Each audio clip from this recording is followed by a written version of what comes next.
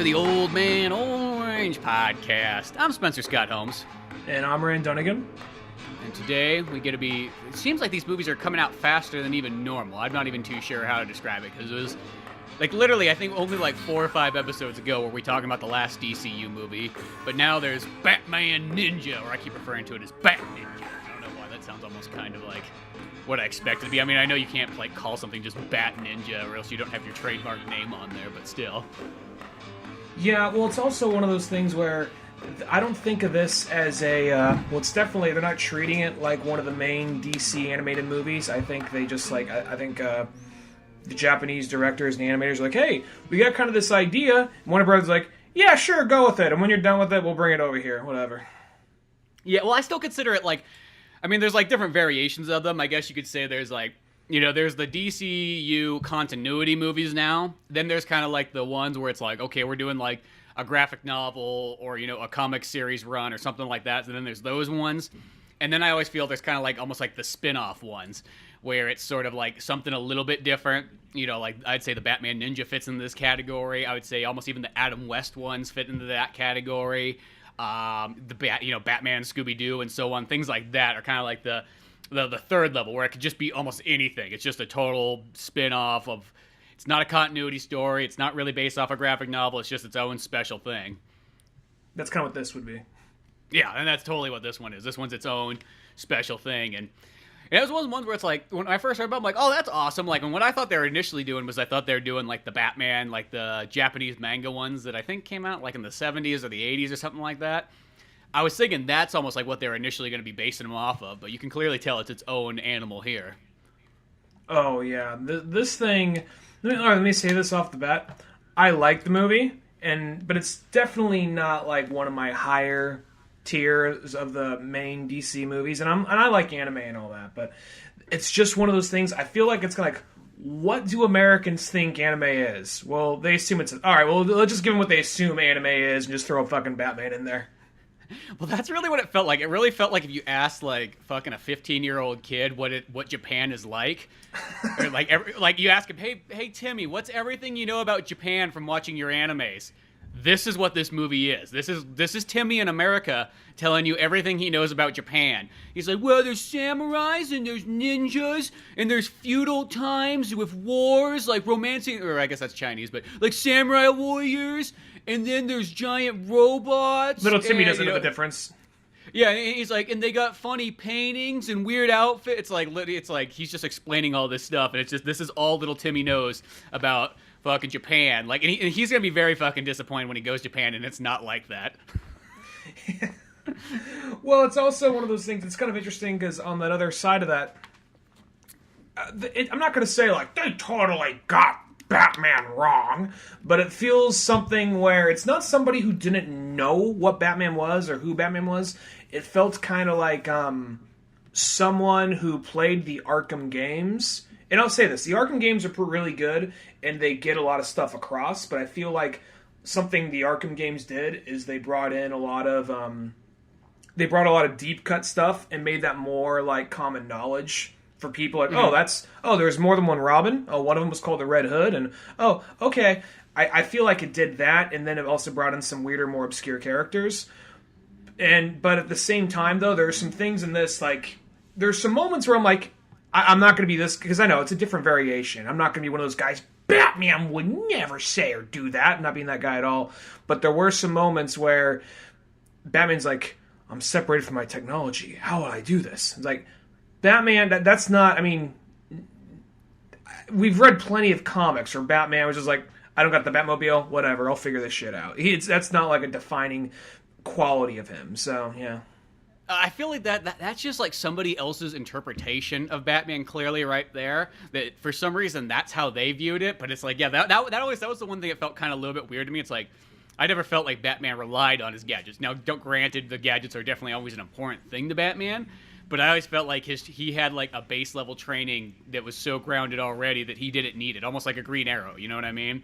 Like, yeah, gadgets come in handy and they work out, but you know, that isn't the most important thing. I don't know. I think somebody just felt like, oh, I've never seen that before, where Batman had to like, you know, not have his gadgets, and that was a problem. So maybe that's the reason he kind of wrote that in there. Well, I just can point to my bookshelf right there and say, oh, well, here's one, here's one, here's one, here's one. But at the same time, that's not me. I mean, I guess it sounds like I'm kind of complaining. That wasn't anything that made me mad or like frustrated. Well, I mean, like I could the just bookshelf, though. I mean, just saying, like, I've never really read a Batman comic where he's like, oh shit, what am I gonna do? I don't have my gadgets. You know what I mean? Like, he already knows what to do. You know what I mean? Mm-hmm.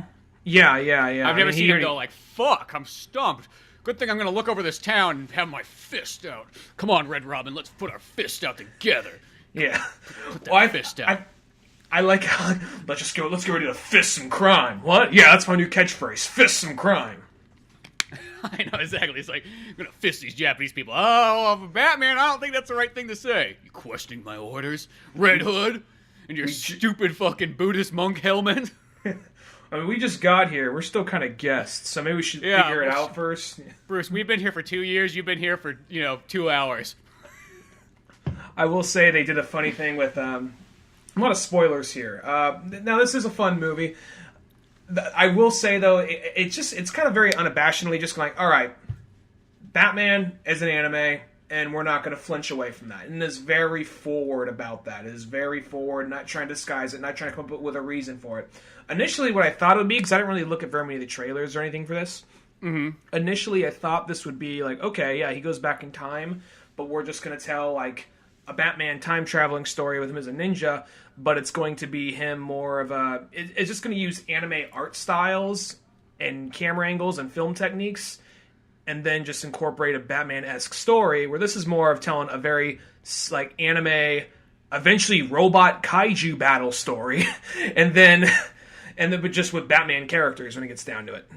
You know what's the weird thing too? Is it's not really that anime as much too. Like I actually thought it was going to be like traditional anime, but it's more. I mean, it's definitely got Japanese overtones for sure. But it has like it's like a better looking version of like the Telltale games. Like that's what the graphics are, because it's got this weird thing. Like we were talking about Titan AE, last episode, and in that movie it has a lot of like traditional 2D characters with 3D backgrounds. This one's like the exact opposite, where it's like it's got CG characters and then with cell shaded kind of look over them with traditional backgrounds that are like hand drawn. That's kind of weird. I don't feel like I've ever really seen a movie that had a bunch of hand-drawn backgrounds, but then like all the characters were CG. Well, something that a lot of anime has been doing lately has been that. And I'm not really big on it, but apparently I haven't done too much research into this, but apparently from what I understand, the anime industry in Japan is having a little bit of trouble right now, and it's getting really expensive, so they're like, all right, well, let's just be cheaper with it. So a lot of it is the cel-shaded look. And if you look at a lot of these Netflix anime shows that are on there, a lot of them are this. And it's one of those things where if you like pause some of those, like, oh, that looks really good, then you actually see it move. You're like, oh, it's cel-shaded. And there are moments where it looks good, but I mean, it's one of those things like, I guess I'd rather have it than not have it. But if you give me one option over the other, I'd definitely take traditional Japanese anime. I have a friend of mine showing me, Berserk. They're the long running manga, and there's an anime. Did that eventually turn CG? Yeah, because what happened was the show. It's so weird because they had a show that was going off the manga, and then it ends on like the most darkest fucking note. The manga continued, but the show ended at the darkest note. We're like, yeah, your best friend screwed you over and your girlfriend got raped by a bunch of monsters. What? Yeah, that's the end. Wait, what? Like, what? And like, then, like they're at the bar, like, telling him this. Like, some guy's coming, oh, dude, by the way, you won't believe what the fuck just happened outside. Well, that's where the original show ended. Like, wait, what happened to my girlfriend? What happened? My friend sold us all to Satan? What the fuck? No, and then they continued, like, all right, well, now it's been years trying to get this thing off the fucking ground. Let's do 3 movies that condense the show, what we have thus far, and then we'll continue it. And there are moments where their animation, like traditional Japanese animation, it looks really good. But then there are a lot of moments where it's suddenly these really 3D cel-shaded characters that just kind of come in and it's really noticeable. And my friend says to me, like, hey man, I'll be honest with you, I'd rather just have it than not have it. And I get that. But at the same time, you can't help knowing this glaring, like, oh, very traditional CG, very traditional, like, 2D animation, and then it comes in this super cel-shaded, like, motion capture shit. Yeah, it's like it's one of those ones. It kind of reminds me of like almost like one of the first ones, even though there was ones like this in the '90s. But it's like that Appleseed, like the second and third movies of that one, like those ones. Now it doesn't really have like I guess that's more just CG and an anime look. It's not cell shaded. But that kind of is, and it's just like it's a very uncanny look. I don't know what it is. It's like okay, you get like Pixar. It's like I know it's CG and I know it's kind of cartoony. It kind of works, but when you're trying to sell it off as almost like it's something else that it's not, I think that's when CG starts to look kind of weird. Now I'll say like in the Telltale games, I think that's totally fine because I'm playing a video game. Cell shaded for some reason works 100% in video games because you already know you're going to be looking at CG. But I do think, and here's the Batman Ninja has like by far like the highest quality I've ever seen of cell shaded, 3D animation. Don't get me wrong, but it is one of those ones where at the end of the day, I would take less movements and more just like traditional 2D animation if that's like what it was, than having this kind of weird 3D like unnatural looking like drawing movements. You know what I mean? It once again, I'm not complaining. Like, and I got kind of used to it as is. I mean, it's sort of like Beware the Batman. After you watch about like 3 or 4 episodes, next thing you know, you're kind of used to that CG look. Or same with the Green Lantern CG cartoon. Once you watch enough of it, you get kind of used to it. But at the same time, it's like I'll take my traditional digital 2D art if anything, but it still looks cool in this movie. No, granted. Well, the thing is, you mentioned that it said it looks uncanny, but at the same time, it's already something that's not very realistic looking. So it just kind of doubles down. Like, you look at something like some very well done CG scene from like a PlayStation 4 or an Xbox One game. And you're like, that is really well detailed. That looks very realistic, but I can just tell there is some kind of uncanny valley thing to it. I just can't put my finger on. But you know when you see it. Where this is, well, it's already something that's not trying to look realistic, but it's still trying to look like this thing. But it's so obviously not this thing. And it just doubles down when they do have some of the motion. Plus, they're not doing just the traditional like Japanese mouth flaps. So when you watch it in English, it is kind of more glaring when you see the lip syncing and all that. Well, yeah, and it's one of those ones, too. It's like, I don't know what it is. Like, when I play a video game and I watch a cutscene in that, it does not give me the exact same feel as watching a CG movie. I don't know why there's a difference between that. They are the exact same thing, but for some reason, if I'm holding the controller in my hand waiting to play the game, like, I accept it a little bit more. And once again, as I said, I'm not really complaining. It's just, I feel like I'm just old school when it comes to, like, anime and drawings and so on, and I get it. It's cheaper to make it this way, and I could see where, like, a kid, if you show, like, a 5-year-old kid this, they're gonna look at, like, fucking Cowboy Bebop and go, like, why does the animation look like shit? And you're like, oh, Jesus Christ. You know what I mean? Like, I know that's what's gonna happen, but it's like, whatever, and I actually even battled myself. When I saw that there was a Japanese audio track, because that was the original style, I almost was like, do I watch it with subtitles instead? Because a lot of times with anime, it's like one of those ones where it's like, I've even come to the conclusion, unless it's something like Cowboy Bebop, I'll pretty much go with almost anything in subtitles. I don't know. After like my fucking 3-month marathon of like Chinese kung fu movies, I like burned into me like the fucking subtitles as much as I possibly could. So now I can watch like any anime with subtitles and like almost enjoy it sort of more. But I was like, well, it's Warner Brothers. They're going to have a good dub. They're not going to have some like fucking crappy like, dub where they're like, here, you guys want some nickels and peanuts to come in and do some voices? Pull this guy off the street. He looks like he can pull off a Two-Face. Yeah. He's already talking to himself. Yeah, we already have it there. Look, he's even got Two-Face. Looks like he burnt himself somewhere. Well, funny enough, you mentioned Cowboy Bebop because I'm going to butcher this dude's name. Koichi Yamadare. He is the guy who voices Batman, and he voiced Spike back in the original Bebop audio. In the Japanese one, that's cool. Mm-hmm. Well, I noticed they got the regular, the now Batman guy for most of the DCUs to do this, and they got Tara Strong to do both Harley Quinn and Poison Ivy, and a couple other kind of like regular type things, like Yuri Lowenthal's in there for a couple characters. Some of those names you just see in most of the DCU stuff. So that's kind of cool because I kind of wondered like who they would grab for this stuff. I know we're kind of like beating this thing up a little bit, but I will say I think this would work better as a miniseries than one movie because I think it would have been interesting to see him because you got different villains running different portions of Japan. So I think it would have been interesting to see. All right, well, there's Red Robin for a second, there's Red Hood, there's Nightwing, and you could all kind of tell which archetypes they're supposed to be if this was like another anime. And like Robin, I just like how Damien is just the gee willikers, like this is what, like Japan, this is what Robin is, and it's just like Robin's a lot different now, but he's like, gee willikers, I'm friends with monkeys. Like, all right, dude, come on. I actually like that part a lot for some reason. It's like so radically different. Well, he just felt like traditional anime boy, but like I loved how it's just like, you know, what is like monkey chi. It's just like, oh my god, this is so amazing. Like, and it's like that kind of makes sense anyways, because you know Damien does like talk to animals and stuff, and like that's what I've always liked about like the comics too, where like Damien, he's like, I'm gonna call him Bat Cow, and he's like so proud of it, and he just has all these like animal friends and so on. But I have seen that Damien before. This is not the first time that I've actually seen like overly happy Damien, which is always like such a contrast to like the normal, you know, comic book Damien. But it was in like one of the other Batman Unlimited movies, like when they brought Damien in, he had like that kind of like attitude and so on. But I almost still liked him. He had like the lone wolf and cub like kind of haircut too, which I thought was kind of funny. Well, there was that period where Batman, I'm guessing it must have been like, a little cap he was wearing, but it looked like he was like, I'm gonna go as a Christian missionary. He shaves top of his head, these little bat signal on top of his fucking head. I know, I thought that was fucking hilarious. It's got like some like weird, like I'm not too sure if that was like in Japan, if that's supposed to be fucking hilarious, or if that's just supposed to be like, oh, he's being serious. I can see it going either way. I will say that like it opens up, like it felt very Arkhamish the way it opens, just kind of his design, the way he's fighting, and they very just jump right into Japan, and then a lot of spoilers ahead, folks. And you find out a couple of seconds later, Batman made, because he was the last one through this little portal.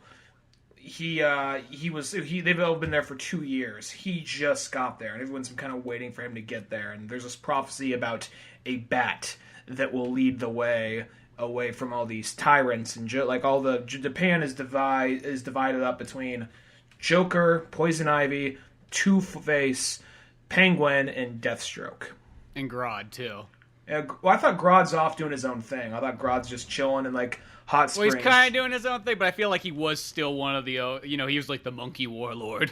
Oh, that's right. Oh, yeah, he had all the monkeys with him, and wasn't that scene awkward? Like, Batman, come join me for a bath. There had to be a good handful. You want to get your dick sucked, Bruce? It's like, what? It's like, yeah, look as the fucking ape comes up.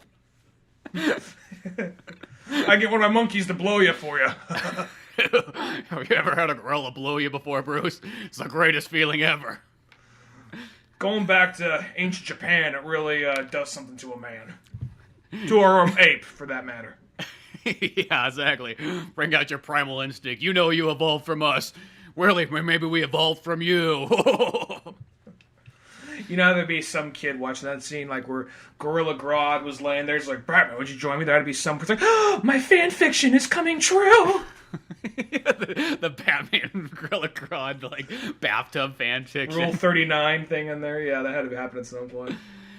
But, you know what's kind of the weird thing, though, is, like, you say this would be kind of better almost as, like, a miniseries, like, and I think that's definitely true. Like, if it was just, like, 24 episodes or something like that, like a normal anime, I think you could get a lot of this kind of story across, because it gives you almost this big, ginormous story, and then it's like, oh, shit, we got to condense this into a movie length. And so it's almost even one of those ones that sounds weird. It'd even do well, I think, as, like, a 2 or 3 parter movie. Like, if you had to do it, like, in the shorter way, that would have been kind of it.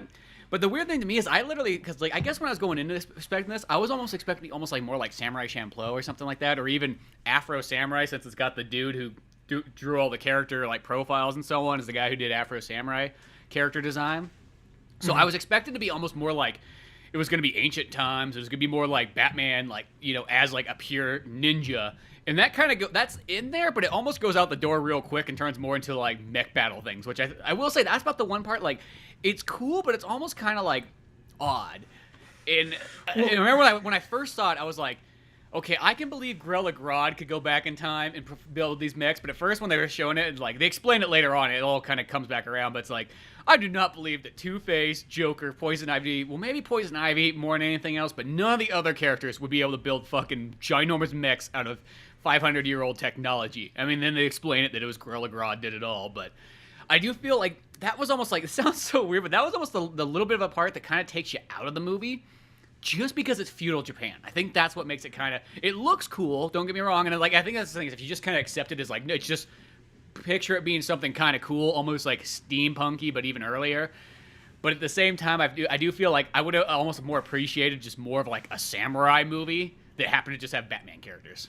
Same thing here. And when you say it starts off kind of steampunky, then it goes full on like Batman's like, how is my tech gonna work here? And then all of a sudden you got these robots rocking by like, okay, I know that could never happen in real fucking life, but I guess they got like cranks and whatever the fuck and steam powered shit.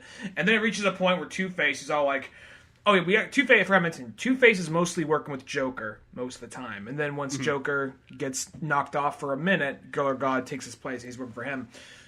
When you see fucking when you see like all the robots combined, this electricity starts shooting everywhere, and then like at some point Two-Face pulls back on his bow and arrows and they charge up and lightning surges through it and all this. I'm like, okay, we're really pushing. I already knew this shit wouldn't happen, but I mean, come on, really. It's one of those things that sounds weird because the last, I'll say, if there's like a 10-15 minute period of this movie where it's just a giant robot fuck pile, where all these giant old fucking mechs with this old 500-year design, like 500 years ago Japanese design, just start piling on top of each other, and they're like, I am Poison Ivy Shinema, blah, blah, blah, blah. Just very anime freeze frame says the title of the robot they're driving. And it's got like that Street Fighter 4, like literally it feels like it was ripped right out of Street Fighter 4, like the art style and everything when they say their names. It's like, God, it looks like like when you go to like a battle in Street Fighter 4, it looked just like that. And they're all just like piling and flopping on top of each other and just basically fuck into like a Voltron thing, more or less. It just because that kept on happening. They were fighting for a while. Like, all right, like it was one of those things. Like I wasn't like, what the fuck is this? But I was like, okay, we're doing this now, I guess. Let's see what fucking happens. Well, it's kind of weird because like the first 20 minutes of the movie, I'm like, oh fuck, this is like pure amazing. Like I'm like, dude, this is gonna be like probably one of my favorite ones ever. And it's almost like it sounds so weird. Once the mech started coming there, it's almost like my interest level just went down a little bit. Like I feel like maybe in my second watch, I'll just be able to go, okay, this is what this movie is. I'll accept it. But I guess I was just going into it like, oh, dude, like just the idea of like Shinobi, like fucking like Ronin type movie of Batman just being a ninja warrior, or even though I keep saying ninja, it's more like he's a samurai, but whatever. It's like one of those ones like that, just that concept of just being a samurai movie just with Batman characters, just like that sounded so fucking cool. Like I feel like you don't need the mech stuff. I feel like is kind of out of place. And it's funny in the special features, the Japanese are like, well, we wanted to make it appeal to the Western audiences really well. I'm like, well, you almost like fucking panicked, and this is like the reason why it's hard to sell animes to a lot of people in America is because it's so fucking weird. This is the perfect example of like the anime that's kind of hard to be like, you couldn't show this movie just to anybody. Fuck no, you would lose friends in seconds. You know what I mean? This is a movie you could never just like pull up and be like, hey, do a family movie night tonight. It's like, nope, that's not going down either. You know what I mean? Like they almost like, I felt like they did like a Japanese Panic where they're like, what are America's those for? Robots. Okay, just throw robots in there. Fuck it. It's like, okay, what's the animes we sell to America? Well, there's, they like the Rurouni Kenshin and the Gundam Wing, and they like, Naruto, and they like, oh god, just throw it all in one blender. And it's just like they almost doubled down like so hard on the extreme Japaneseness that I felt like that almost makes it kind of like where it's not going to appeal just to everybody now, where if they would have just made it almost like, I feel like if it was just in the Samurai Champloo style, that would have been fucking the way to go about it. Well, there's also just the idea of, you said make it like a samurai movie, like just, not this exactly, but just make kind of like loosely, very, very loosely, Seven Samurai remake with Batman characters, and the fucking the DC villains are the lords and the bandits to keep on fucking with this town.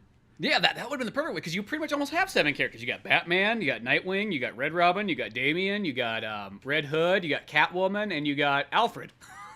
Or you could even bring an aspect of like, okay, we could really, I can't think of anybody off the top of my head, but think back of some really, really obscure character that might be in like DC's lore that's somehow back in like the ancient Japan, Yeah, exactly. You could either have that, or if this movie was a little bit farther in like time, in like the 1800s, you could have had like a Last Samurai thing where fucking Jonah Hex like lands on the shore or something kind of cool like that. Yeah, something like that. I'm just thinking because there's the character, there's like the young eager guy who's looking to prove himself, who's so I'm thinking it could be you'd have a character like that for it, but no, and like just the DC villains could be the bandits keep fucking with this town. You can make it bigger. They don't have to be bandits. They can be lords that keep on coming in saying, "Oh yeah, all these villains," and they're all ran by Joker, and his generals are Penguin, Harley Quinn, Poison Ivy, Two-Face, all that.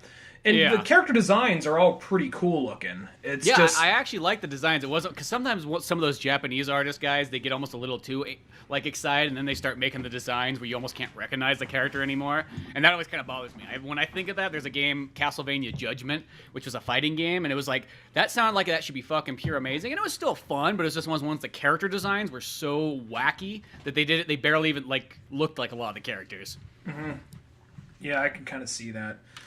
People doing that sometimes. Well, it's like sometimes if you look at some of the there's like that action figure company like Play Arts, and they do some really cool like figures. I usually don't buy. I only have like one. I have one of Spike from Cowboy Bebop, but they sell a bunch of these at this comic book store I always go to, and they always look really cool. But then they'll be like, here is some weird, crazy Final Fantasy sort of ish design of like a Marvel character or a DC character, and always sometimes it looks really cool. There's like, oh wow, that's weird, kind of Japanese style Wild West Batman. That's actually pretty cool looking. And then they'll be like, oh, here's one of Batman, Joker, medieval jester thing. What the fuck's going on here?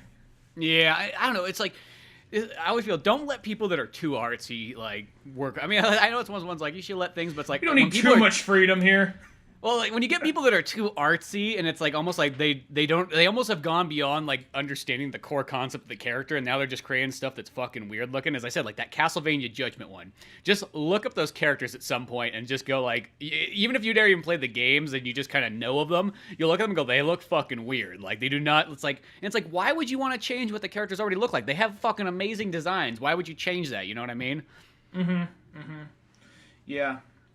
So, but at least in Batman Ninja, the designs are all cool. That's the thing, is the designs are awesome. You know what I mean? Like a lot of the stuff's good about it. I really think the almost the weakest link of the movie is the mech parts. It sounds so weird to say that that's like a weak link, but I almost feel the movie would have done better in a more toned down, like serious style, because it went for like almost like it went very tongue in cheek. It was very self-aware of what it was.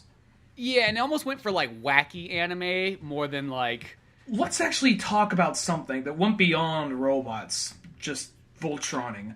Okay, so there's a part where I remember they're in like this. There's some moment where it's like, oh no, what are we gonna do? Our robot or our mech's not working, or it was something to that effect. And Robin's like, I got an idea, Monkey Chi. He starts playing Gorilla Grodd. Gorilla Grodd hands him a flute because they saved Gorilla Grodd's life after he screwed him over twice. He's like, I see I can trust you. I am ashamed. Take this flute. And he starts playing the flute. Little Monkey Chi starts playing it with them. And then all of a sudden, little Monkey Chi's girlfriend, which we never fucking seen before, pops up too. They're playing. And all of a sudden, all these monkeys, they have all these monkeys in like samurai armor, which is cool. And I'm assuming this is in some way from Japanese lore. I'm guessing. Because I don't know how the fuck you come up with this otherwise. Maybe not this exact version, but something like this. Okay, samurai, like, all these monkeys are all like, attacking, spreading around, jumping everywhere. And, there's a guy who made a comic about a monkey in a gas mask. Like, okay, I can get behind this. Monkeys in samurai armor fucking shit up. That's pretty sweet. Yeah. And then they're going on, and then they all like say, like, okay, we got to fuse together. And all of a sudden, this pile of the monkey just start fusing together, start running and forming together, putting their backs together in this hunched up position, and they make what looks like a little fucking like Monkey Chi, like a featureless little like it looks like you'd see it like in a keychain somewhere in Japantown. And I'm like this, and it's not like some badass scary looking monkey. It's like this golden roundish monkey that looks like it could be like the mascot for like some kind of app. All right, it's one of these things like, what the fuck? I was like, okay, cool. So now we got monkeys merging together now for some reason, and this thing starts fighting the other robots, and I'm just like, what? How the fuck is that holding together? That's all I had to say. It was just one of those things where I'm assuming, and I'm guessing it's not like once the monkeys all piled, I mean, I said it's probably something from Japanese lore. I don't think it's something like, once the monkeys pile together, they fight like a robot. I'm assuming it's one of those things like, okay, they probably, these warrior monkeys merge together and their spirit creates one massive warrior or some shit like that, if I had to guess. And this is just me assuming it is based on some kind of legend or some kind of mythology, because I don't know how the fuck you land on that. Yeah, that one has to be something fucking weird. I mean, I guess, okay, if I'm gonna make this feel as like plausible as possible, okay, Gorilla Grodd can, you know, he's got his mind control, so it can work as one unit from Gorilla Grodd's kind of mind that is controlled by the flute. And like, I was really trying to like figure out how this works, but wait, it gets weirder, because this is only the start here, and it's like, if you can kind of like go, okay, let's pseudoscience magic this shit together and how this might work. Okay, and then I feel kind of bad, too, because then Harley Quinn, of course, takes a flamethrower and just starts, like, melting these fucking monkeys off of, like, the body, which is just like, Jesus Christ, is that violent when you really think about it. Mm-hmm. And these poor monkeys are falling off, like, wah, wah, just on fire, burning off to the ground. It's just like, of course, Batman and fucking the rest of the gang are standing there, just like, oh, whatever. Robin's the one that's all like, no! Like, yeah. Robin, don't look. Yeah, don't look. And then look, Robin, flowers, turns him around. Wow, flowers! He's very easily distracted. That's my son for you. Yep. And then they have a massive wave of bats coming in, swarming around it. Into the fire, which that's just, I don't understand how that works. Like, these bats must be like bat god spirit things, because that's the only plausible, I don't know, it's just, so the bats merge with the monkeys and makes this giant Batman that's also textured and shit. And it's just like, so then you have this giant bats be like, oh my god, it's come true, the prophecy! And it starts punching down Joker's big old robot. And it turns to the Batman from the Batman manga comics, which I thought that was kind of cool, but it's like, at the same time, it's like, I still do not know how this worked. Like, I feel like you need a little bit more explanation if you're going to do weird stuff like this. Literally, have somebody that has magic come out and, like, put a spell over it. I don't give a fuck. Just, like, I need something else to, like... Have Zatanna be there or some shit, yeah. Yeah, exactly. Zatanna should have went back in time with them, just to make this seem, like, realistic. Because I do not... Well, even, like, Constantine and Zatanna roll in, they're like, whoa, what the fuck is that? Aren't you guys in magic arts? I am. I don't know what the fuck that is. But yeah, it's just like, I don't know, I felt like I needed like a little bit more explanation on how this like was possible. And when they form into the Batman thing, there's literally no definition now. You know, when the Monkey Chi kind of put together like the group of like apes, that you could still see like the armor, and it kind of like, okay, like their backs are facing outwards and so on. Like I get how this is sort of working. But when the bats come, then there's like no explanation, no definitive thing like how this works. And now they start like, and when they punch a robot, all I picture, there's a bunch of bats literally getting smashed because they're punching a robot with a bat body. It's confusing. I like anime, and I'll be honest, I was probably more an anime when I was younger than I am now. I think there's something about the animes you grow up on, and then there's the ones you get when you get a little older. Like, I don't get this as much, but I guess this was trying to just do what they assume Americans think all anime is. And my thing is, I think we could have just had like a standard, we said this earlier, but like a standard samurai adventure story just be told as an anime. Like, I think they should have gone aiming it more like a samurai movie more than an anime movie. Just told through an anime. Well, and it's like, what's like, oddly enough, maybe it's just like I just watched different animes throughout my entire life. But it doesn't even feel as anime to me, actually, as you would think. It feels almost like just different type of Japanese stuff. Because, I mean, and granted, like, I've learned in life that I realistically realize that I don't watch animes. Like my animes kind of go from, like, early 2000s to back to 1960s. That's, like, I realize is what the anime I like. I don't really care for things past too much farther forward. And I'm fine with that because there's so much anime in that time period. I could really just go back and watch 80s and 90s animes and 70s animes and be 100% content with that for the rest of my life, probably. But It is one of those ones where it's like I watch this and it feels like it has less of an anime and more of like just like other weird Japanese kind of stuff thrown in there. You know what I mean? Or it's just almost maybe it's like it's too much combinations of different things together that maybe if they were solely by themselves, you wouldn't think too much of it. But when you're combining like 10 different weird things all at once, it almost is like a little too much, if that makes sense. Mm-hmm. Yeah. I can kind of see that. Plus, it's just one of those things where I don't know. I'm thinking back on just animes I grew up on, and I think there is this thing about like when you're old. Not saying there's no such thing as good modern anime now, but there's the shit you grew up on, and I could think back on certain things. Like if you just introduced Dragon Ball Z to me now, I probably wouldn't care as much. But since I grew up with it, it's one of those things like, oh, that's a big part of my childhood. I think something like Cowboy Bebop would still stick to me, and I think something like Outlaw Star might take a minute, but that would grow to me. But there's some I think things because those ones are a little bit more like adult oriented. They're also a little bit more Western oriented too. Yeah, I guess you got that too. But yeah, there's kind of that because that's what I think too is like if like the animes. Well, realistically, at the end of the day, the animes that I liked a lot were always like the more serious animes, like like Gundam Wing or something like that, or even Big O. Even though I know that doesn't hold up nearly as well as you would think, but like those are those kind of animes that I liked. Lupin the Third and so on. Mm-hmm. Yeah, where it was serious, but it was like there's definitely some tongue in cheek stuff to it, but it was not. There's no moment. I'm not expecting them like how do I put this? It was being kind of tongue in cheek, but at the same time, it was also it didn't really. I'm not expecting it to be a comedy. I'm not expecting Batman to be falling on banana peels or anything like that. But like Gorilla Grodd just like leaving him out at nighttime. Yeah. But I guess I was expecting if you were going to do this, some aspect of it, I guess I imagine it would be a little bit more wittier, more explained. You know what I mean? Well, if they just got to the point where Gorilla Grodd's like, oh, this is what we gotta do. We have to have a kart race competition. he's just walking around with a tie. Yeah, exactly. Everybody gets in their carts to go racing down. Like this is like, oh shit, they're really going to like. They're like, what do Americans love from Japan? They love Mario and Mario Kart.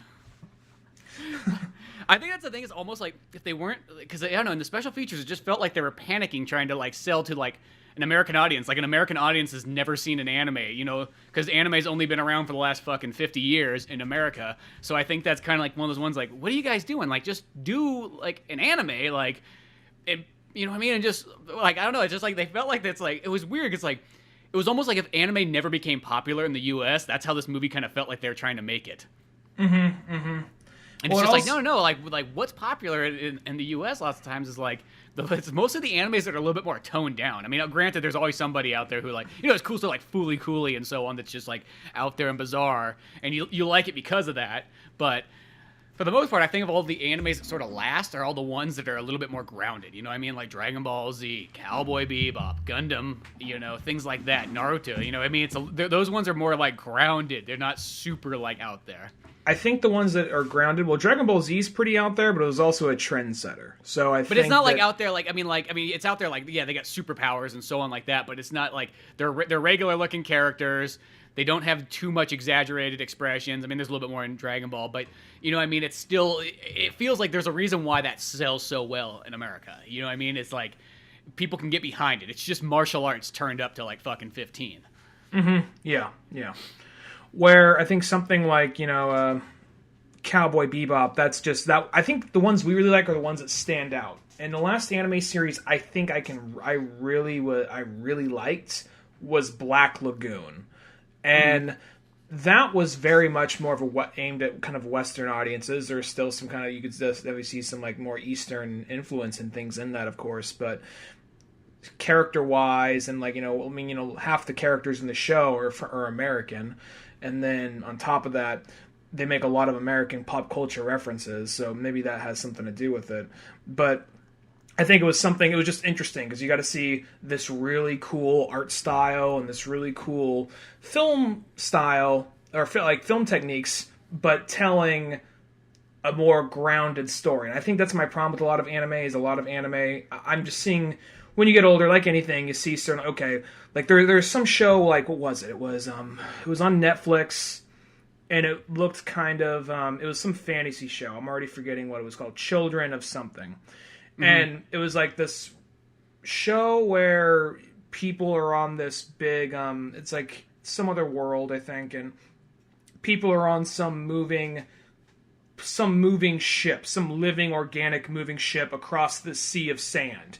It sounds kind of like a setup for a Miyazaki movie, but it gets kind of darker.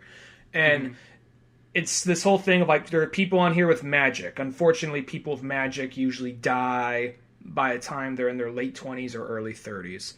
And they're just trying to survive and this and that. And at some point, it's one of those things like, okay, so here's the young guy who's a little kind of shy, and he's kind of the outcast, and he's kind of like fumbles around girls. Okay, I've seen that shit a million times. Whatever, I get it. I'll keep watching. Then they go down like, oh, we're going down to the lower levels where they imprison the troublemakers. Like, oh god, who's this badass troublemaker? Who's this guy? He's the guy who goes against authority. What does he look like? He's the scrawny little emo kid that has hair that hangs down in front of his face, who's 18 years old. So it's like, oh, Jesus Christ. You know, it just went like, okay. Like, I see a lot of that kind of shit in anime. I'm like, I can't take that motherfucker serious. He looks like, he's like, I'm a badass. We're gonna go against the people. It's just like, oh, dude, you look like I don't know. Maybe it was when you get older. Maybe when you turn 30, suddenly, just like, I can't take a character like that seriously. Like this little edgelord. And well, I think it's too. It's like the thing about that. It's like a lot of the anime. I still feel that even comes over the U.S. We still get like a crap load of like that 10 to 20-year-old one. Like, and it's almost like we need that like adult anime shows, like the ones that are kind of like, here's for people that are 20 to fucking 80 years old. And I feel like a lot of those ones don't make it over as much anymore. And it sounds weird, but I feel like in the 80s, that was the only shows they used to bring over. Oh, I mean, you know, they brought over Voltron and things like that too. But, you know, you look at all those straight-to-video ones, it's like they brought a lot of those ones over, like Appleseed, and they brought Akira, and, you know, the one, I consider those like sort of like the adult animes, you know what I mean? It's like a, you know, it's a rated R movie, they're going to deal with serious topics, and so on, and I just feel like, obviously, it's probably out there. You know, somebody who's like a fucking anime expert who like knows their shit would probably tell you all the ones that there is. But like when I look at it, I'm like fucking overwhelmed. I went from like a world where like you were lucky to have fucking 5 animes to watch to now you got like 150, and it's just like, oh my god, I don't know what to do now. That's why I just go back in time. I go, let's go back to a place you know. I'm back to a place you know. Gundam Wing, Inuyasha, Full Metal Alchemist, Lupin the Third, Voltron. Okay, I'm back home.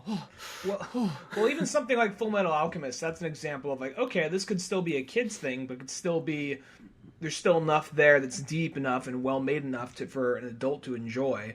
And even something like, it was definitely somewhat of a kid's movie. There was, I forget what it's called, Boy and Beast, or Beast and Boy, something like that. And Boy and Beast. That almost sounds like that skit on like fucking It's Always Sunny in Philadelphia, where it's like Father and the Boy, like when they're like the strippers.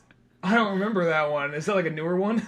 No, it's like it's in like the middle seasons or whatever and stuff, and it's like Dennis Father and the Boy. Dennis goes, he's like, well, I'm gonna start stripping because, you know, I mean, fuck it, I can make some money off this. And of course he's like, well, Charlie, he's like, oh, I'll strip with you. He's like, no, you can just be like, you can just carry around my oils and so on like that. He's like, well, I'll be your boy. He's like, well, that sounds fucking weird. He's like, yeah, it's okay, no, I'll just be your boy, man. It'll be all good. I'll take care of you, man.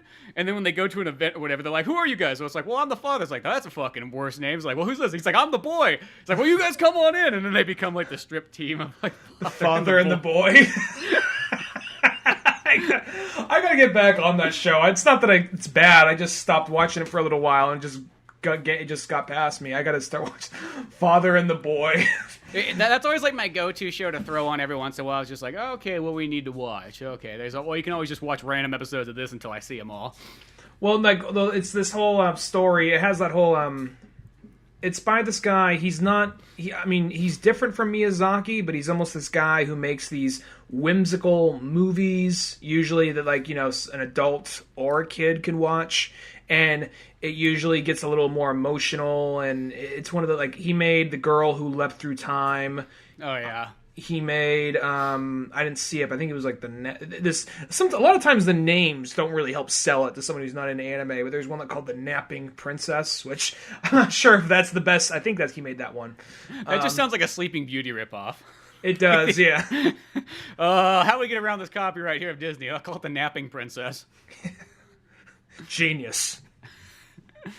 We'll put it right next to, Rainforest Story. Yeah, exactly. And tan boy with magical lamp.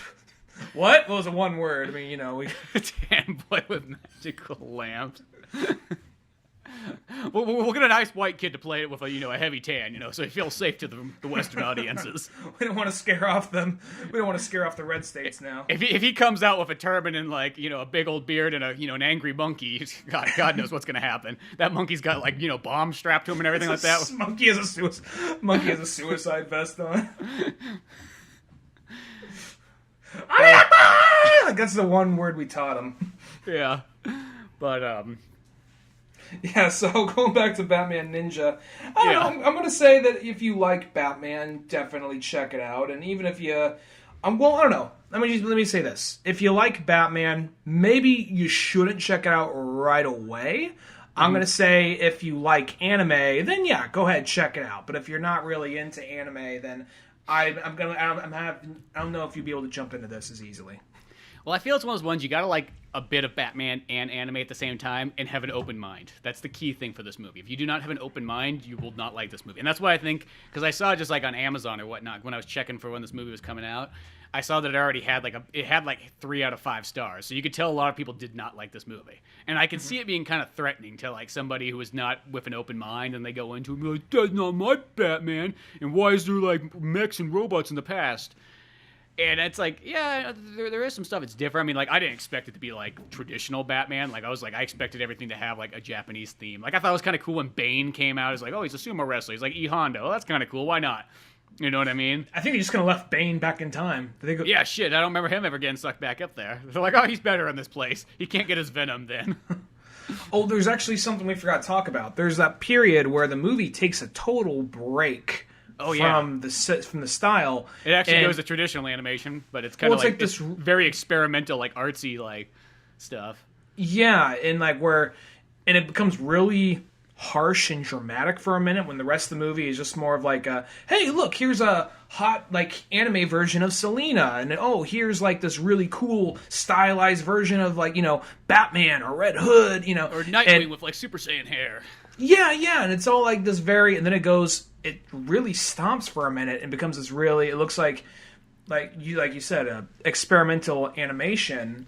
You can kind of see it's sort of Japanese, maybe just through the colors and the kind of the scenery, but we're Red Hood, because Joker and Harley Quinn lose their memories, and it felt almost way more intense and way more toned down than the rest of the movie. And it was Red film fest animation almost more than anything else. That's it felt like an experimental film, like much more of something you would see.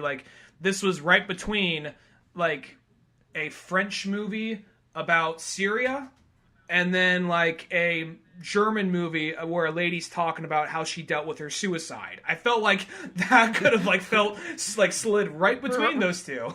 Yep, yeah, because it just changes all of a sudden, and it's kind of cool. I mean, it's that crime. It almost even reminds me sort of Aeon Flux's animation too, where it's almost a little bit too much moving around and getting too many details that are probably not necessary, but still kind of interesting. But it's a cool scene though, because it's just more Red Hood. It's because for a while there, they're we lost Red Hood. What do you mean you fucking lost him? They're well, he just won. He just up and left, and then it's Japan. I don't know where the fuck I am. He's just gone. There's no GPS. Yeah, shit. I couldn't call him. His cell phone battery died. It's so he's just out there, and then it's at this point where after this ginormous explosion on the fucking Joker's ship and so on, it's Harley Quinn and Joker, and they're out tilling the fields and whatnot, in feudal Japan, and they kind of lost their memory. They explain how it kind of goes later on, but of course Red Hood shows up. He's fuck you. What the fuck you doing out here? It's it just starts beating both Harley Quinn and Joker. It's yeah, guess what? I don't give a fuck. You say you lost your mind? You're still the Joker to me. He's I'm not the Joker anymore. I don't know what you're talking about, boy.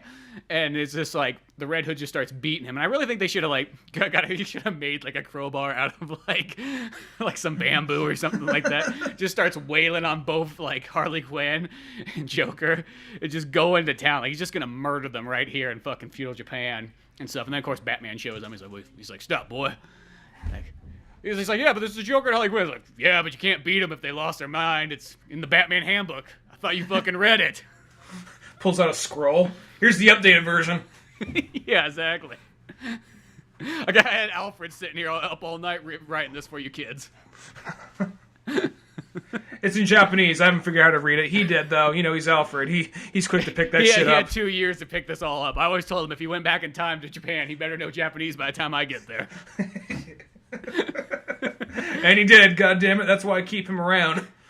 Yeah. You see that little like ponytail thing he has in the back there? It's weird. He's got a lot of hair, but he saved it just for that one spot. I guess that's his way of blending in. But whatever. Yeah, you know, I kind of looked at that and I thought he was letting himself go. I was about to, reprimand him there for a second, but I guess since we're in Japan, it's fine. Yeah, part of The Last Samurai when they like cut the guy's butt off out in the street. I almost did that to him with that little like ponytail thing. But I don't really like seeing an old man cry, so I didn't think it was worth it. Not again, at least. Yeah. But yeah, then Batman kind of goes there, and then what happens is like he's like, no, you leave him there. He's like, I feel like he's changed. Like Batman does a lot of kind of like dumb things in this movie. I don't know why. He really like they don't make the when Batman's like in Justice League and he has like the smart. I don't know what it is. When Batman's in feudal Japan, he's kind of a little bit dumb. He's really like the least intelligent character out of this whole group. Strangely enough to say, but he's like, yeah. I think they're all good now. They're all healed up. Yep. And then, of course, like, they take off and fucking Joker rolls down the hill and Harley Quinn's like, look at the flowers grown. The flowers grown. They sniff the flower and then they're like, oh, we're back to crazy again. Well, the thing about that is I can honestly see Batman being like, I want to believe this. So yeah, don't. In my heart, I really hope this is true because I can't kill and this is the second best thing that could happen. Yeah, so I can see him like, so you know what we're going to do? We are just going to go this way, and we're going to keep kind of a distant eye on these guys, just in case. And then when Joker comes back, all crazy and all that, Batman's like, yeah, I called it, so that's why I have this contingency plan for this. And that's where you realize, oh, he planted some kind of thing. I mean, you can't plant a bomb on him here or something, but he already pre-planned for something like that, because the only time Joker ever really did get by him on that, and it was a thing that made sense, because even kind of fooled the audience, was when Scott Snyder created that one character who was this really shy, sheepish guy at Arkham, and there's a couple stories where he was there for a minute helping out Batman, and the guy was just kind of very nervous and everything, and like, okay, cool. And then all of a sudden, he says like, oh, by the way, I want to let you know, usually it's like muscle relaxers and painkillers, but today it's something else, so I can't really hold it as well. He takes all this makeup off, and oh, fuck, it was actually the Joker the whole time. Yeah, exactly. So every once in a while you can kind of get those kind of cool things like that. But no, I still thought that kind of scene that was kind of had the different art style was kind of cool anyways, just with Red Hood and so on. Mm-hmm. Yeah, like that scene right there is like the one scene in this movie that's really like, let's have our one emotional, serious scene. And then once you go back to cel-shaded animation, back to robot time! I know, I almost wish if the movie had that tone throughout it, I think the movie would have been just that much stronger, though. That's the thing, though. Is this movie's a fun movie, and that and that's I mean, something at the end of the day you just gotta kind of accept what you get. I'm like, that's cool. Don't get me wrong. I like the movie. I thought it was neat and so on.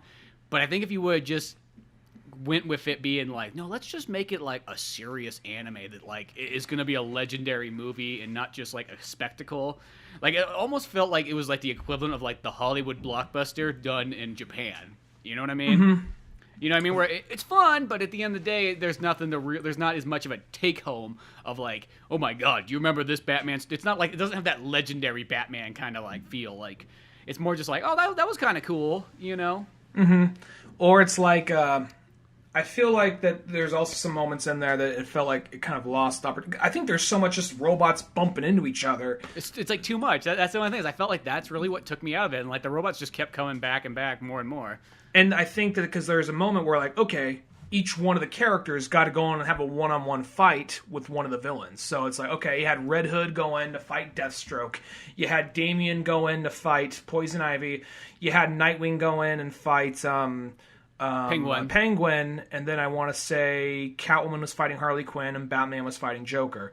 And the Batman and Joker fight was really cool, and it was really epic, and it was really intense, and that was all really awesome. Yeah, that was amazing. I feel like that's what the whole movie should have been. Was like that last scene almost kind of is like that's what the movie should have been the whole time. But when we go back to the other scenes, it's like, okay, we watch. It's not that it's not cool, but we watch Penguin and Nightwing exchange a few blows. Then we go over to Harley Quinn and Catwoman for a minute. Go over to Poison Ivy and Damian, exchange a few like sword deflections and dodging, and that's it. And then we just come back like, yeah, we beat them. It's like, okay, we could have had... I was kind of bummed there, too. It's just like, that's it? Yeah, like, literally, someone's like, minus out 10 minutes of that fucking robot shit and put that in instead. Like, I would rather just see the long battle between all those characters. I'm glad Monkey Cheese, like, marital issue got all, like, fixed at the end, because I was really hoping that would, come through. Yeah. He has his little wife that comes in out of nowhere, like, oh, there's your wife, Mikey! Like, oh, okay, cool. I felt like they needed that just so it wasn't so sad when Robin had to leave it. They wanted to sell a plush. Like, well, what would he do without me? Well, like, Robin, you actually, it's not that he keeps hanging around you. You keep taking him. You're literally taking him away from his home. No, we're friends! He's holding him tightly. He's like crawling at the ground, like scratching his way, trying to escape. They didn't realize this whole time that he had like a fucking little chain around his foot. Like attached to Robin's shoulder. Where the fuck you going? We're best friends, Monkey Chi. We're best friends. Chi, that's right. Yeah, it just gets all creepy like. All fucking wide-eyed and shit. Like, full palm open, petting his whole head. Yeah. It's like when you see those really scary children that like capture an animal in the wild. They're like, the lizard is now my pet. It's like, no, he's a free animal. He's like, no, I own him now. And it's just like, Jesus Christ, kid. You're the perfect example of a slave trader in, like, the fucking Roman times. Well, I'll say this to bring it back to Japan lightly. Without those kids, we wouldn't have Pokemon. Well, yeah, exactly. Those are the kids that go for Pokemon. Oddly, that's the guy. That's the guy that created. It's acceptable in Pokemon. It's not acceptable in the real world, though. Well, no, the guy that made Pokemon went out and did that shit. He went out in the woods and would capture bugs in jars and lizards and animals. And the idea, and he was really into bug collecting, and the idea was, what's a way to trade and share bug collections? And then like, well, we got to put in an action kind of thing. Maybe let's make it more than bugs. Let's make it other shit too. So yeah. Well, I think he was totally like Jeffrey Dahmer level for a minute. Well, I think that was a common thing, though, that, like, before video games, like, in, like, the 50s and 60s and so on like that, like, having a bug collection and collecting animals in the wild was, like, that was, like, a normal generation thing for those people. Let's go collect small, defenseless shit. Yeah, but, like, sometimes one's like, okay, I guess there's certain people that you can trust with it, but there's just, like, there's some of those kids where it's just like, no, it's my property now, and I will raise it, and it will do what I command, and it's just like, oh, God. That was exactly the words that Spartacus heard when he was a child being captured. You know what I mean? It was just like, Jesus. He just drops like a mouse and a rat in the same jar. Not a box, a jar. Like, let's see what happens. It's like any of those... You almost can't trust a creepy kid that fucking, like... It's not saying that any kid that captures an animal, but, like, those kids that capture the animals and really want to, like, hold on to them like it's their own fucking property. Those kids you got to be very leery of. You don't know what they might turn out to be. I mean, this is super sad right here, but at one point in time, back when I was a little kid, I captured it wasn't hard. I captured a snail and put that thing in a jar and tried to make it a home. But then I just saw that even with the holes in its jar and then in the cap, I saw all the moisture from its breathing. I'm like, he looks sad. So I went and released him, and then literally upon releasing it, like later, I just came back to see how far along is it, because it's not going too far, and like at some point I see like a fucking big bird coming down just pecking away at like some like fucking like mangled like fucking like some fucking mangled shell, like maybe shell. You're like, maybe I should have kept him. Maybe I was protecting him. I was saving his life, and then I put him back in the wild, and he was murdered instantly. Mr. Snuffles, no! Yeah, it's like one of those ones. It's like, but there's like, I think all kids kind of at one point get this idea, like, oh, if I capture a lizard, I can have a pet. Because I think it's just like in a kid's mind, it's like, then I don't have to go down to the pet store and use money. You capture smaller bugs, throw it in there for it to eat. Yeah, I think it's like, there is like an association where you feel like you're doing something good because kids just don't have that like knowledge of like how things work and so on, but. Just the vision of like the lizard, just seeing this thing like this big old thing, this smile, like just dropping shit down there, occasionally grabbing it, picking it up, like, what the fuck, and then like just dropping it back in there. Then at some point, like, oh my god, there's 3 of them. And he's like pointing at the jar, like just like slamming the jar really hard. Yeah, exactly. Just getting freaked out. You know what I mean? It's just like one of those ones. Like, I don't know. There's just certain creatures that I just feel like are not good for pets unless you have like some type of like sanctuary. Monkey Chi being one of them. Monkey Chi, at least Monkey Chi gets to be outside. He's not fucking put in a jar or something like that. Oh, that we saw. He's like, we need you for this battle, Monkey Chi. It's time to get out of the box. It's like, but not without a leash. Yeah, and a fucking whip. Catwoman, pass me your whip. Batman's very quick to like just forgive Catwoman. Like he saves her. He's like, and she even blatantly says, "You're quick to forgive a girl for betraying you." And he's like, "You haven't changed. You haven't changed." He's like, "Wait till tonight." Just like, what's going on tonight?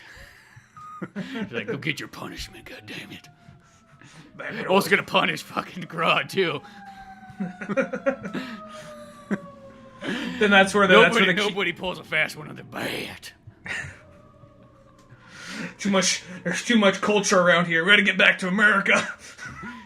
I got my teaching stick. Good thing the Japanese know how to do it properly. That part in Akira. Discipline! Discipline! Or even like the guy in Project Justice. Like there's like the teacher, like he's almost like the gym teacher, and he's got the teaching stick. Oh yeah. But no, yeah, it's like one of those ones. Like overall, I think that this movie still is kind of fun, and there is cool elements to it, and so on like that. I just think it feels like it has the potential to be something like pure amazing, and it kind of just does like the middle ground path where it's just like, it's good, and I think it's just one of those ones like, no, I think you should have just went the full distance and actually made it like a legitimate anime and started trying to make it like almost like a trailer for like, if you've never seen anime before, this is all of it meshed into one big, hour and a half movie. Mm-hmm. Mm-hmm.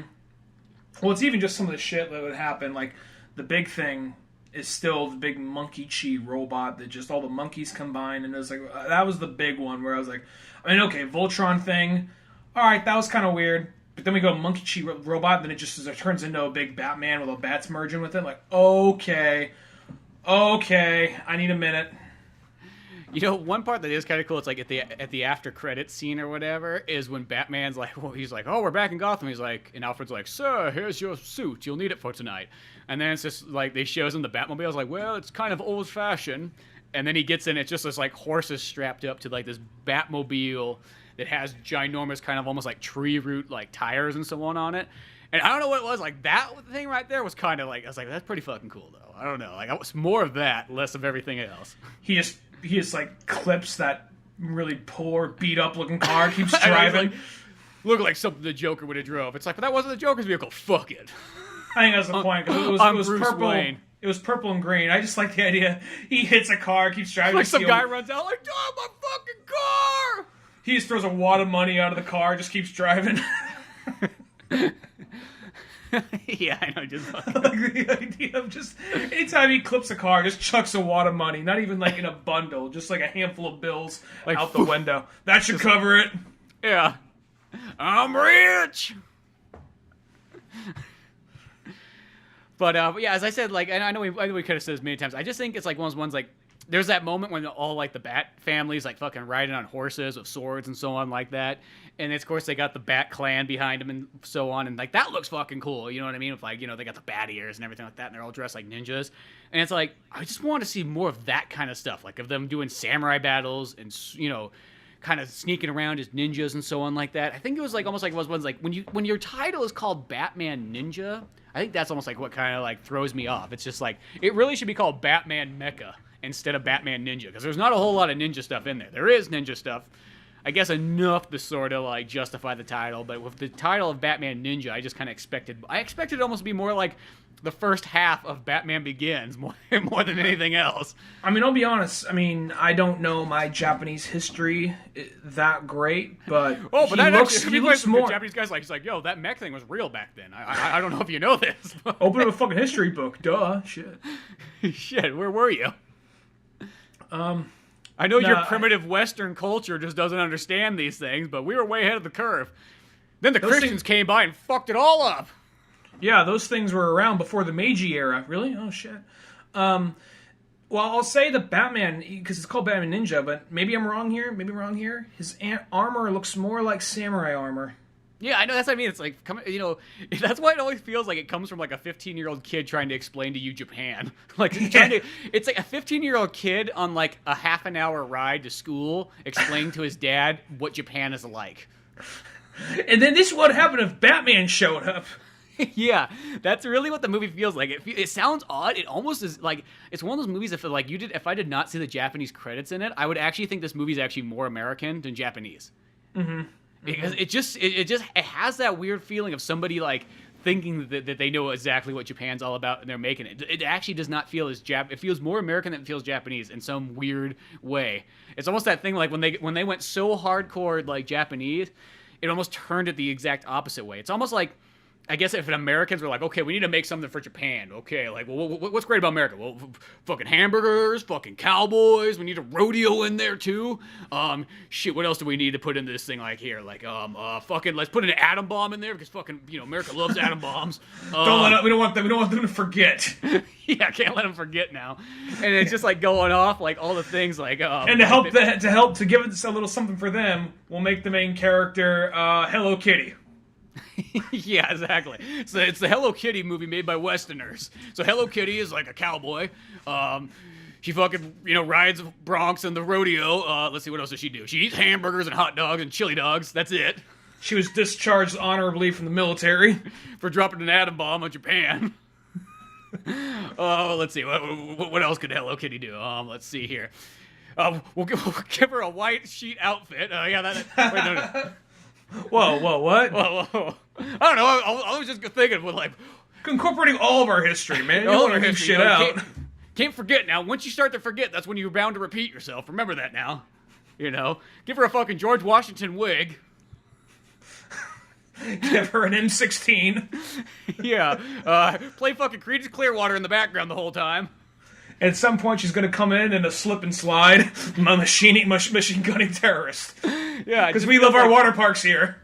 Yeah, and now it just feels almost like it's somebody trying to make like, like an American movie like this, being like, this is what I know of America. I'm going to put them all together, and I think that's the weird thing. It's just like, and that's how this movie kind of comes across. It actually doesn't feel at all very like Japanese. It feels. It's just like some kid who watched a bunch of anime and played video games and then just combined that together to make a Batman movie. Yeah, pretty much. That's a good way of going about it. Like Billy from Oklahoma fucking decided to make, send a script into fucking Warner Brothers, and this is what happened. Shit, we got a minute. They're doing this whole cel-shaded thing. It's a lot cheaper than traditional animation. It's in that way. There's actually some moments, though, where it was traditional animation, but just people in the background, not like there's a part where they showed townsfolk and all that, and they were all traditionally animated. Well, that's the weird thing. Is like the backgrounds are traditional. I feel like I've just never seen that before. Where it's like a lot of times if you see something, it's like if it's CG, it's pretty much all the way CG, or the backgrounds are CG and the characters are 2D. But this one is the one where it's like, the main characters are all CG, but everything in the background's 2D. So it had these like really pretty backgrounds. It just feels kind of weird to cheapen out on the CG part. And it's funny too because anime was already known as being an animation style that was kind of cheapening out, so it's funny to watch them cheapen out a second time. Yeah, what I mean? Doubling down on the cheapness. And it's weird. It's like I would literally take the old school fucking like really cheap Japanese anime look. I always think of like in Ghost in the Shell, there's literally that scene where they're like in the elevator and they're talking for like 5 minutes and nothing moves but their mouths. Like, I would fucking take that almost over like the CG look. And it's not that the CG look looks bad. It looks kind of just, I don't know, it's just uncanny. If I was watching if I was playing Jet Grind Radio, I'd probably be fine with it. But in a movie, it's just one of those ones. And once again, it looks decently, for what it is, it's like the best of the best CG cel shade animation you can get. But I kid you not, like, if just give me like old school cheap animation, I'd be fine with that. Yeah, same thing here. Check it out if you're into Batman and anime. You have to like them. You have to at least like the two of them. If you like one way more than the other, I'm not sure if this will do it for you.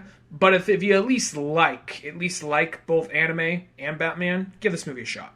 Yeah, because I'll say this, it's like a mid-range. It's a fun movie. It's a fun movie. I would say it's a mid-range DCU movie. You know what I mean? Like, I think it's actually kind of lower level DC movie. That's not a lower level DC movie. Is not a bad movie. That means it's a good movie. But for me, this is lower level.